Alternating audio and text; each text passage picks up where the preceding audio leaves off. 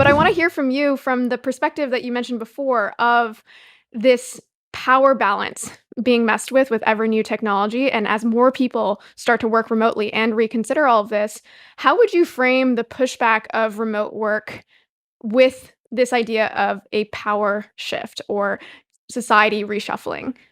Yeah, so this really comes up. I mean, there's a whole bunch of angles on this, but like the one that I hear about all the time right now is when I talk to big company CEOs, right? So you talk to CEOs of like big banks or big software companies, right? Big whatever companies.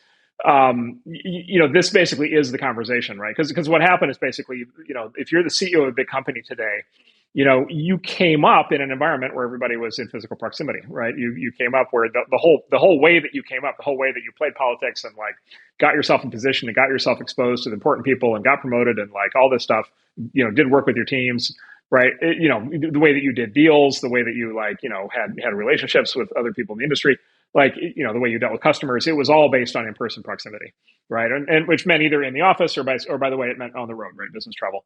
And that's true basically of like the entire management hierarchy of like every existing big company. Like they're all like that. Right. And so all of a sudden now you have this incredible kind of, phase shift happening. And so now it's like, okay, like a whole bunch of questions open up. Like, how does the company organize? What is the balance between local, kind of, in person and remote? What are the implications of that for the org chart, right? Job roles change.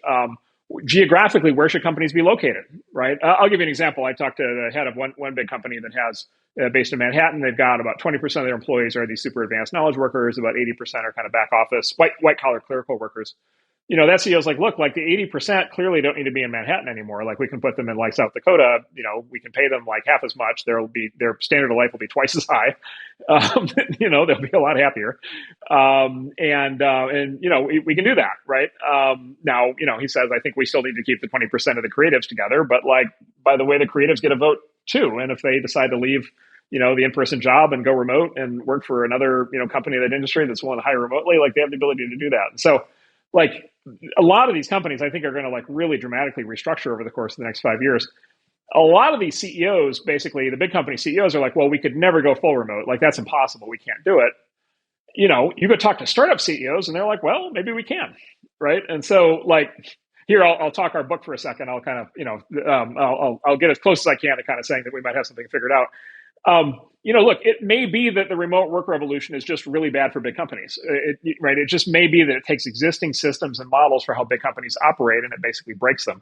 And it may be that remote work is the kind of thing that you need to build a new company to be able to know how to do properly, right? Because you need to kind of build a culture from scratch. You need to build systems from scratch. You need to build processes from scratch. It may just be remote companies just need to get built differently.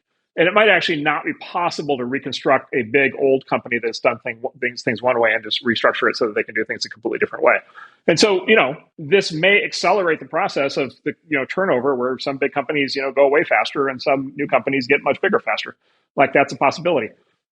Or, by the way, maybe I'm full of it, right? And maybe the opposite is true. Like maybe it turns out remote work just isn't good enough, or maybe it turns out we actually don't have maybe we don't have the technologies yet, right? Maybe we need holographs, right?